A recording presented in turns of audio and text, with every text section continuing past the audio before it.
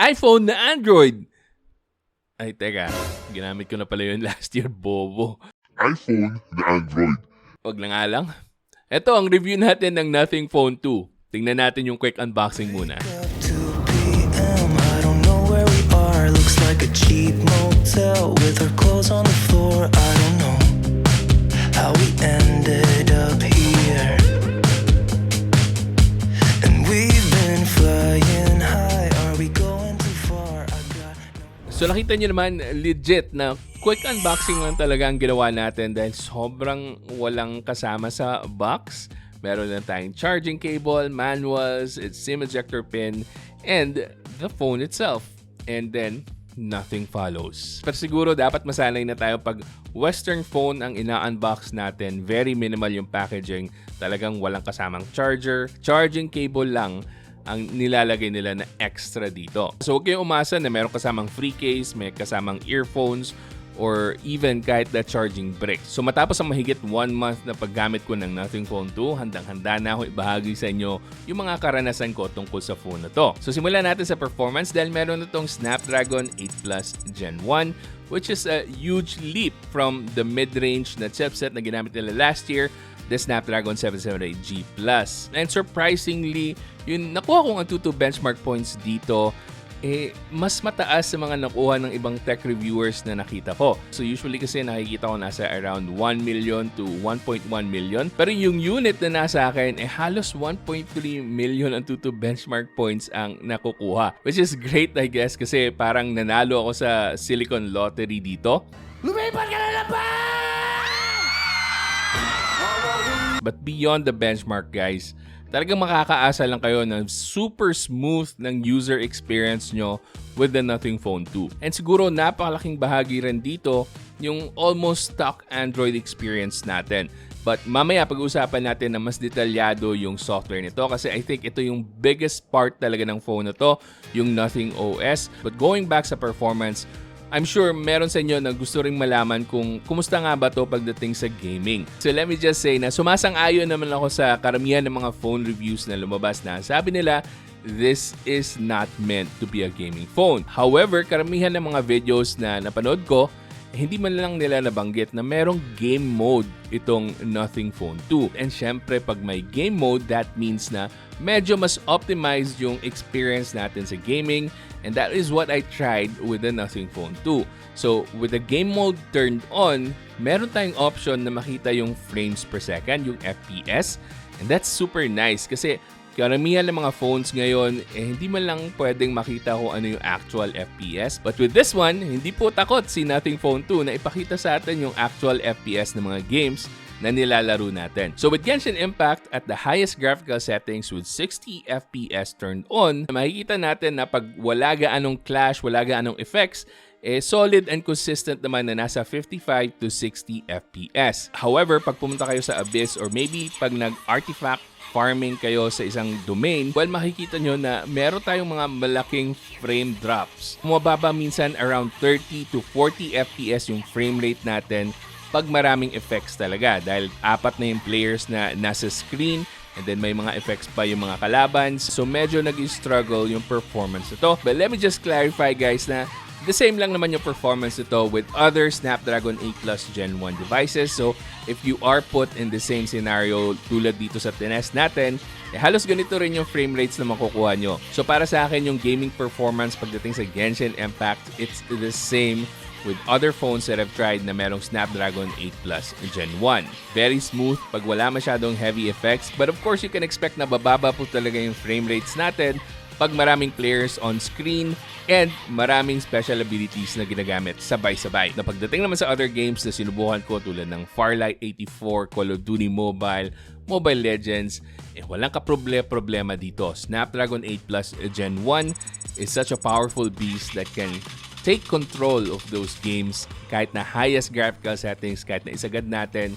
Hindi kayo magkaka-issue dito whether you're gaming heavily or whether casual gaming lang 1 or 2 games at a time. And while nabanggit ko na pwede kayo mag-game dito hardcore, I wouldn't recommend it kasi madaling uminit ito dahil nga sa aluminum frame niya and glass back panel, mas madali nyo mararamdaman yan. And that is the issue that I have with most gaming phones na high-end tulad ng ROG Phone 7, Red Magic 8S Pro, Red Magic 8 Pro. Pag metal yung frame niya and glass yung back panel, mas madali nyo maramdaman yung heat around the area ng phone. So unless you use a cooler for this one, again, hindi ko i-recommend na mag-hardcore gaming kayo on the Nothing Phone 2. Now, the fact na maganda yung gaming performance on the Nothing Phone 2 also means na maganda yung overall usage or overall experience natin with other apps as well. So, pwede kayo mag-edit ng videos dito using CapCut. And syempre, pwede kayo manood ng TikTok videos o one to sawa YouTube videos. Wala po kayong ma-encounter na problema with the performance on the Nothing Phone 2. Susunod naman, pag-usapan natin yung display nito. So, meron tong 6.7-inch na OLED display, 120Hz refresh rate, and capable of HDR10+. However, speaking of HDR, hindi pa activated sa Netflix yung HDR niya. Naka-wideband level 1, so pwede tayong full HD, pero hindi ko lang sure bakit hindi pa available yung HDR capability. But hopefully in a future update, magkaroon tayo niyan para mas sulit lalo yung panonood natin ng Netflix on this device kasi napakaganda ng display nito. It's what you would expect from an OLED display. Very vibrant yung colors and very sharp yung images na makikita natin and fluid as well dahil meron nga tong dynamic na LTPO OLED na display. So sulit na sulit and very enjoyable and high quality yung mga videos na mapapanood nyo dito. But if there is one comment that I can make sa display nito, maybe give us more options sa pag-adjust ng kulay ng display. Kasi as of now, meron lang tayong dalawang options para sa display color niya. So, hindi natin masyado makakustomize according sa preference natin. But overall, the Nothing Phone 2 has a great looking display. It is worthy of being called a flagship level na display. Susunod naman, pag-usapan natin ng mas masinsinan yung cameras nito. So, meron tayong dalawang cameras. So, 50 megapixels pareho yan. Meron tayong wide-angle lens and an ultra-wide. So, the wide-angle lens has a Sony IMX890. Ang masisigurado ko lang sa inyo guys, maganda yung quality ng photos na makukuha natin from both cameras. Not just from the wide-angle lens or the main sensor, but also from the ultra-wide. And magugulat kayo na yung kulay or yung toning ng ultra-wide is almost the same with the wide-angle lens. Kasi madalas with other phones, pag nag-try na tayo ng ultra-wide angle lens, makikita natin na magkaiba yung color, yung tint, yung hue, yung saturation ng cameras coming from the ultra-wide versus the main sensor. So dito, nag-effort si Nothing na medyo maipantay nila yung color balance ng dalawang lenses. Pero bukod pa doon, usually sharp and vibrant yung mga images na nakukuha natin with this phone. And I think yung image processing na ginagamit nila for the Nothing Phone 2 tends to go to the neutral side. So ayaw nila maging overly saturated and ayaw naman nila maging super dull.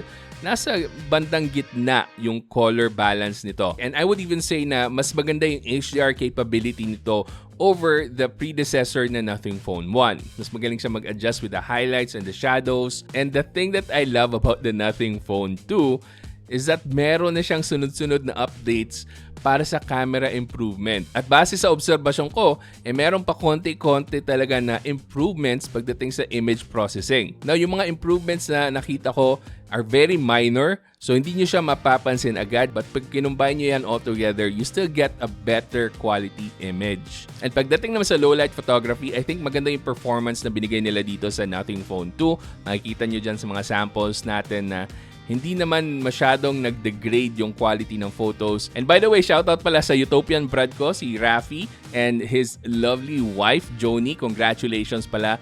And let me just use a few photos that I snapped from your wedding, your lovely wedding, and thank you for having me there. Pero yan nga, makikita nyo yung mga photos na na-snap natin came from real-life scenarios like me attending a wedding, and this is the possible photos that you can snap. And if there is one problematic area, I would say it's probably with the image processing sa face ng mga humans.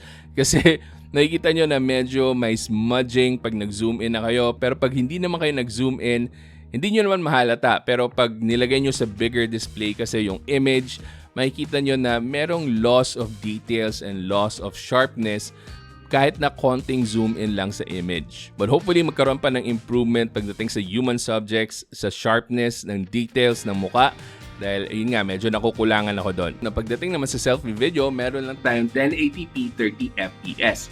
Pero hindi na ako magrereklamo dito kasi I would have said na dapat naging 4K pero yung quality niya, tingnan nyo naman guys, di ba?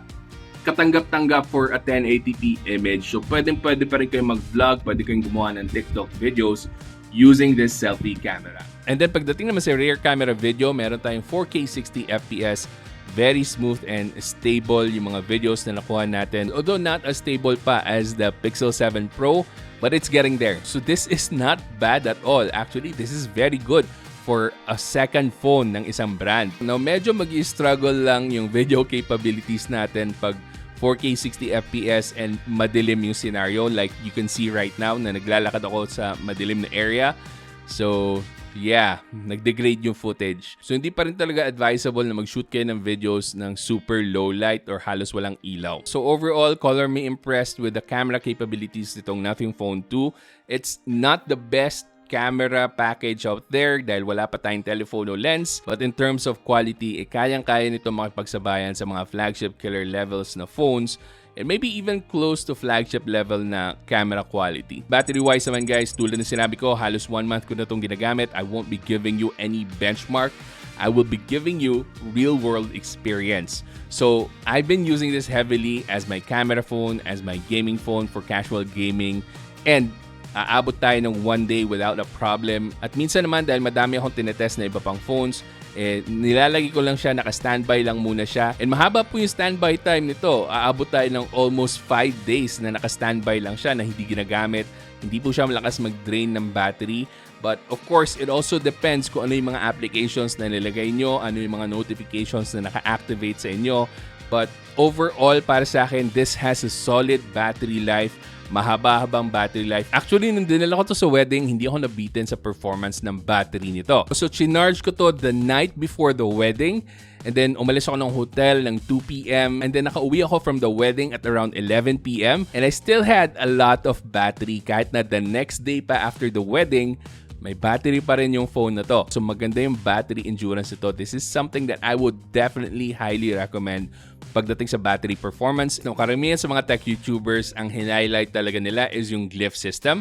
But I think we're beyond that. So, sa Nothing Phone 1, na-enjoy natin and na-hype tayo sa glyph system. And the Nothing Phone 2 brings the glyph system back. And I do appreciate the minor tweaks. Like, pwede natin gawing timer, yung isang part ng glyph system. And then yung charger notification, nandyan pa rin sa bottom part ng glyph area. And then of course, yung ringtones natin, they work with the glyph. But I would say that is looking at the small picture. Kasi the big picture of this phone is its OS. So yung Nothing OS 2.0, I think this is definitely one of the best selling point ng phone na to. So kung gusto mo talaga ma-experience yung close to stock Android experience, if you don't want to get a Pixel phone kasi wala pong warranty dito sa Philippines, whereas dito, available na to si Digital Walker, links in the description box by the way, and meron tong official warranty dito sa Pilipinas. So covered na covered kayo just in case may mga damages or kung anumang kailangan na i-repair sa phone nyo.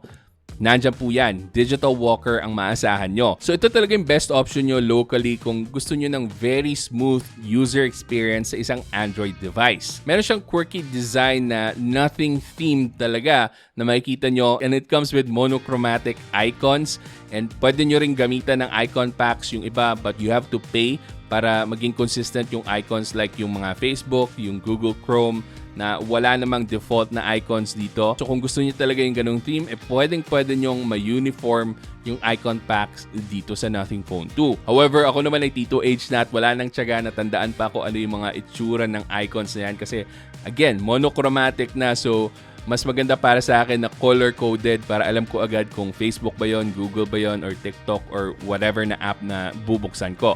So nasanay lang ako sa may colors talaga yung mga applications. But if you guys want to be immersed in the Nothing Phone system, pwede nyong pakinabangan yung Nothing phone pack na icons. And I absolutely love yung attention sa details talagang yung theme niya. It's a different vibe from all other phones na matry nyo pagdating sa software. Kasi nandiyan talaga yung Nothing flavor eh. And speaking of OS guys, nabanggit ko kanina na may mga system updates na tayo dito. Siguro 2 or 3 na yung nakuha kong system updates.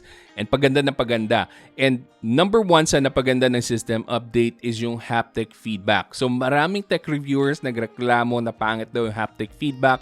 Medyo cheap daw, medyo aggressive. But after the latest update na nakuha ko before shooting this video, sobrang improved na yung haptic feedback ng Nothing Phone 2. Actually, mala iPhone na yung haptic feedback niya ngayon. So that's one thing that I love so far about the Nothing brand is that they listen to feedback from their customers. I mean, wala naman silang choice kasi 2 lang naman yung phone models nila for now. So talagang dapat makinig sila sa mga customers nila for feedback and improvements. And I like that. Dapat talaga nakikinig yung mga brands sa users nila. So with that said, I really enjoyed using the Nothing Phone 2. And I might keep this for myself. And if you guys want to see any comparisons with the Nothing Phone 2, let me know in the comment section kung anong mga phones na dapat nating ipagkumpara dito. And I would say for its price sa around 30 to 40,000 pesos, medyo may kamahalan nga ito kung specs lang ang pagbabasihan natin. Pero tulad ng sinabi ko sa inyo kanina guys, hindi po ang hardware or specs ang main selling point nito. It's not even the glyph system.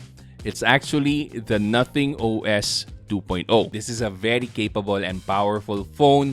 Maganda po yung camera niya.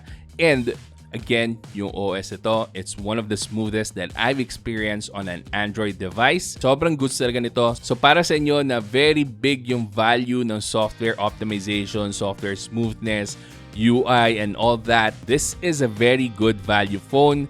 Alam ko marami sa atin na talagang sa specs lang nakatingin, but you really have to mix the specs with the OS, with the software para makita nyo kung ano talaga yung very smooth performance sa isang device. And this is it. Again, if you guys want to get a Nothing Phone 2, lahat po ng links nasa description box. And hopefully nakatulong tong video na to sa inyo para makapag-decide kung bibili ba kayo ng Nothing Phone 2 or something else instead. At kung gusto pang manood ng mga videos ko, may mga ililink po ako dyan. Panigurado, makakatulong yan sa inyo at magugustuhan nyo. So hanggang sa susunod, ako nga pala ulit si Janus ng Pinoy Techdad. Kita-kita ulit tayo.